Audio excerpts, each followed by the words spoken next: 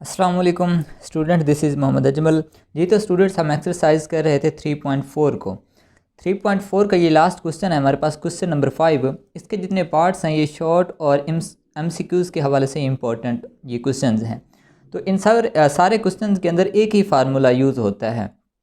Formula ये है हमारे पास कि इंटीग्रेशन के अंदर e⁻⁴ ax एक एक्सपोनेंशियल फंक्शन हो, फिर उस एक्सपोनेंशियल की जो पावर होगी उसकी पावर में जो कांस्टेंट होगा, ब्रैकेट के बाद ये कांस्टेंट होना चाहिए। उस कांस्टेंट के साथ जो फंक्शन होगा प्लस के बाद उसका होना चाहिए डेरिवेटिव। ठीक है जी।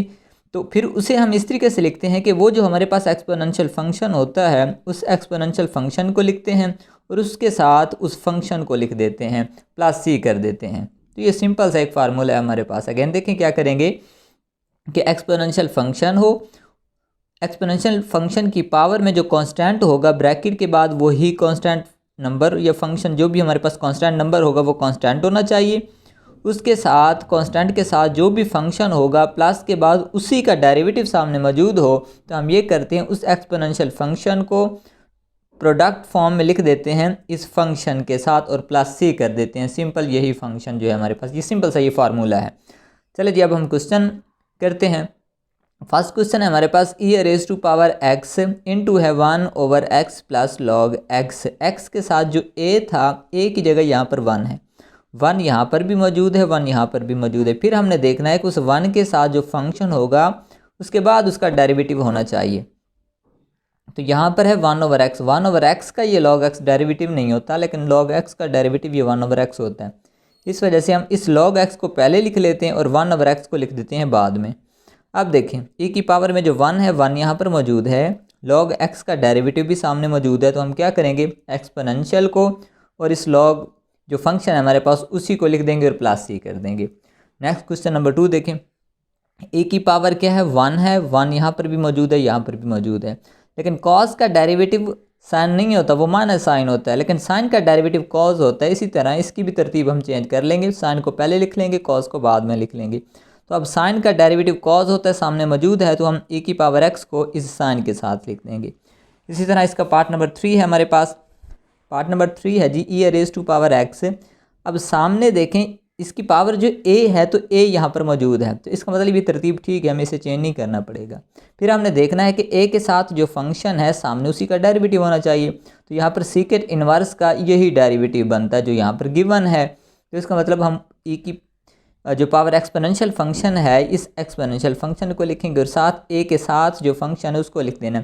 इस a को साथ में नहीं लिखना, सिर्फ एक्सपोनेंशियल फंक्शन को, और a के साथ जो फंक्शन होगा सिर्फ उसी को हम प्रोडक्ट फॉर्म में लिख देंगे।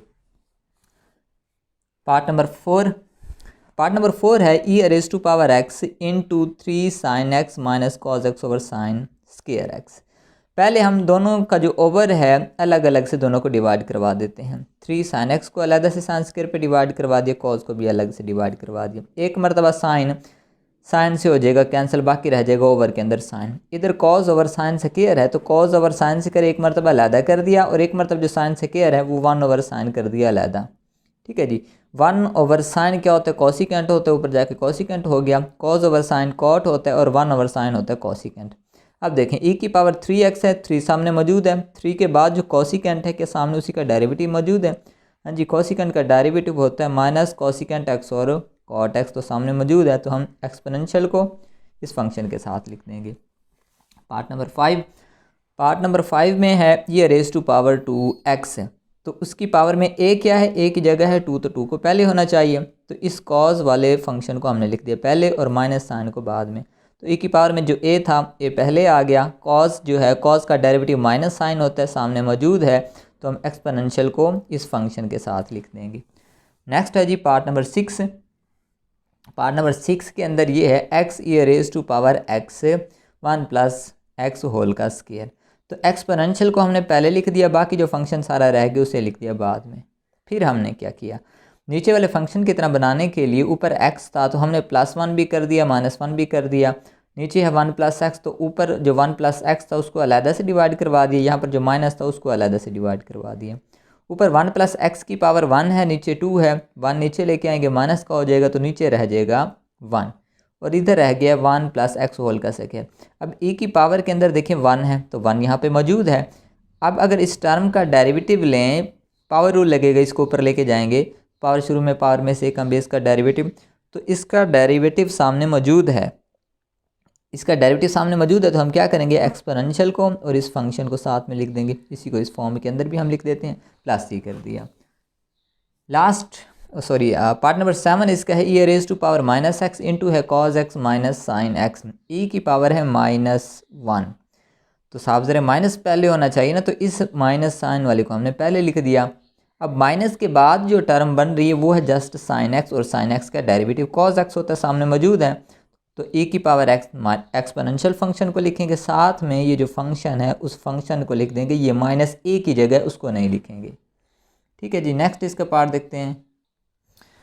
नेक्स्ट पार्ट नंबर 8 है हमारे पास, e raise to power m tan inverse over 1 plus x का स्क्वायर।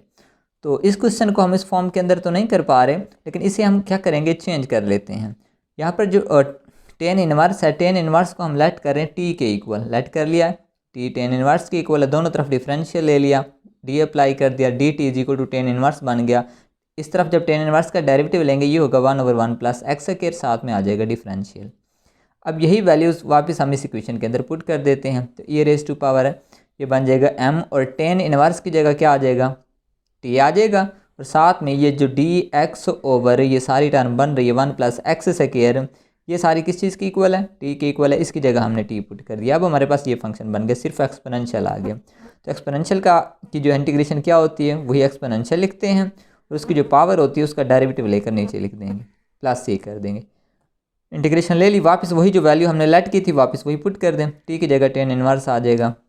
ये सिंपल सा क्वेश्चन हमारा जो है आंसर होगा। नेक्स्ट पार्ट नंबर 9 देखें जी। इसका पार्ट नंबर 9 है हमारे पास, ये पार्ट नंबर 9, 10 और 11 जो रिमेनिंग 3 पार्ट्स हैं ये लॉन्ग में आ जाते हैं। तो पार्ट नंबर 9 है 2x ओवर 1 माइनस एक्स और dx है साथ में, तो इसको हमने कर दिया रैशनलाइज। 1 माइनस साइन एक्स था तो 1 प्लस साइन एक्स से मल्टीप्लाई भी करवा दिया और डिवाइड भी करवा दिया, नोमिनेटर को नोमिनेटर से, डिनोमिनेटर को डिनोमिनेटर से मल्टीप्लाई करवा दिया, तो नीचे बन गया ये a minus B A plus B form बन रही है, तो 1 का स्क्वायर माइनस साइन का भी स्क्वायर बन गया, और 2x को ऊपर जो है मल्टीप्लाई करवा दिया। 1 minus sine square cos square की इक्वल होगा, ये कहाँ से निकालते हैं, हमें पता है sine square plus cos square 1 की इक्वल होता है, वहाँ से इसकी वैल्यू अलग कर देंगे, cos square. Next cos square आ गया, यहाँ से आ गया 2x into 1 plus sine x, 2x को करवा दिया अंदर मल्टीप्लाई, ठीक है जी। उसके बाद दोनों टर्म्स को सेपरेटली डिवाइड करवा दिया, 2x को अलग डिवाइड करवा दिया, 2x साइन एक्स को अलग से डिवाइड करवा दिया यहाँ पर।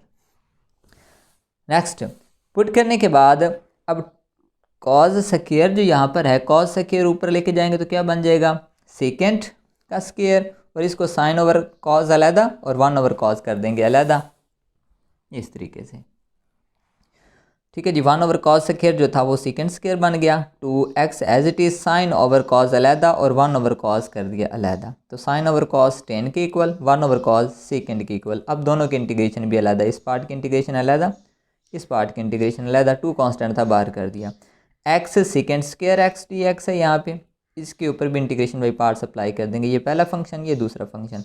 पहला फंक्शन वैसे सेकेंड स्क्वायर की इंटीग्रेशन 10x माइनस सेकेंड की इंटीग्रेशन और पहले का डेरिवेटिव प्लस इसके ऊपर भी integration by parts, x as a one function लेंगे और 10x सेकेंड x सारा एज ए सेकेंड फंक्शन लेंगे। तो पहला वैसे 10x सेकेंड x की इंटीग्रेशन सेकेंड x, ये तो फार्मूला है, माइनस सेकेंड की इंटीग्रेशन और पहले का डेरिवेटिव ले लिया, ये यहाँ तक आ गया हमारे पास x 10x, और 10 की इंटीग्रेशन क्या होती है, minus log of second x plus 2 अंदर है जी x second x minus second x की इंटीग्रेशन होती है माइनस लॉग सेकेंड प्लस 10 के साथ।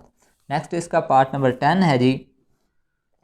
10 के अंदर है e raise to power x 1 plus x over है 1 प्लस एक्स होल का स्क्वायर। एक्सपोनेंशियल को हमने अलग कर दिया, बाकी ये जो सारी टर्म थी उसको सेपरेट अलग लिख लिया।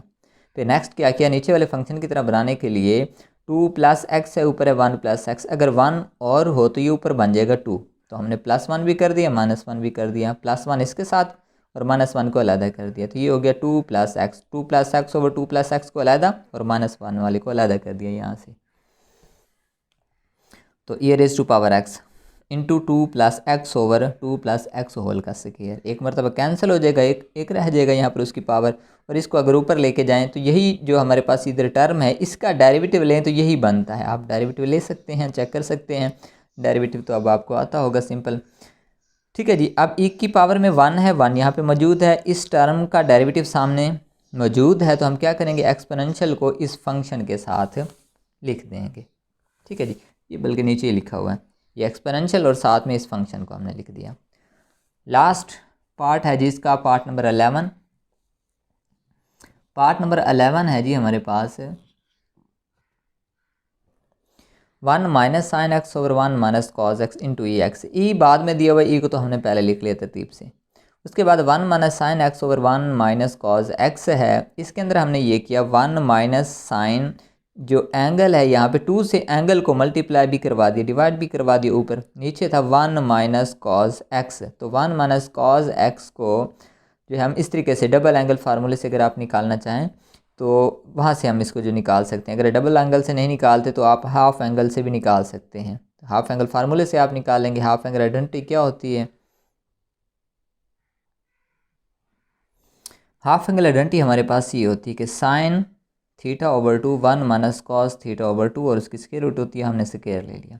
यहीं से 2 को इस तरफ लेके आए हैं तो 2 sine square 1 minus cos theta की ये वैल्यू बनती है, वही हमने इधर थीटा था इधर एक्स आ गया, तो 1 माइनस कॉस थीटा की जगह ये हमने वैल्यू पुट कर दी है। उसके बाद एक्सपोनेंशियल अलहदा। अब ये बन गया double angle formula sine 2 theta. Sine 2 theta किस चीज़ की इक्वल होता है, 2 साइन थीटा कॉस थीटा, तो हमने फार्मूला ओपन कर दिया। नीचे है 2 साइन स्क्वायर और यहाँ से आ गया x/2। नेक्स्ट क्या किया, इसको अलहदा से डिवाइड करवा दिया, 1 ओवर 2 साइन स्क्वायर अलहदा और 2 sign x over cos x. पहले टर्म को अलहदा से डिवाइड करवा दिया, सेकंड टर्म को अलहदा से डिवाइड करवा दी। ये 2 से 2 कैंसिल हो गया, एक मरतबा साइन भी साइन से कैंसिल हो गया, तो ऊपर रह गया कॉस ओवर साइन, और कॉस ओवर साइन होता है हमारे पास कॉट की, और इधर से साइन स्क्वायर था, साइन स्क्वायर ऊपर जाकर क्या बन जाएगा, कोसिकेंट स्क्वायर बन जाएगा। ठीक है जी, नेक्स्ट यहाँ पर है ये raise to power x 1 over 2 cosecant square minus cot x. अब 1 ओवर 2 इसका डेरिवेटिव लें ये नहीं बनता, लेकिन इसका डेरिवेटिव लें तो ये बनता है, इस वजह से हम उसको लिख लेते हैं पहले। ठीक है, ये जो माइनस है इधर प्लस है, ये इस माइनस की वजह से नहीं है, यहाँ पर 1 है, ये सारा फंक्शन है हमारे पास, ये माइनस इस फंक्शन के अंदर जाएगा। कॉट का डेरिवेटिव लें वो बनता है माइनस कोसिकेंट स्क्वायर, एंगल का लेंगे तो 1/2 भी आ जाएगा, माइनस वो नहीं है तो माइनस इसके साथ है, तो माइनस कोसिकेंट स्क्वायर जब करेंगे ये माइनस माइनस हो जाएगा प्लस। इसका मतलब इस सारे का डेरिवेटिव लें तो ये सामने मौजूद है, तो हमने एक्सपोनेंशियल को लिखा और साथ में इस कॉट एक्स को, अब इस माइनस को भी लिखेंगे क्योंकि ये फंक्शन के साथ है, और प्लस कर देंगे सी। यहाँ तक जो हमारी एक्सरसाइज 3.4 भी कंप्लीट होती है।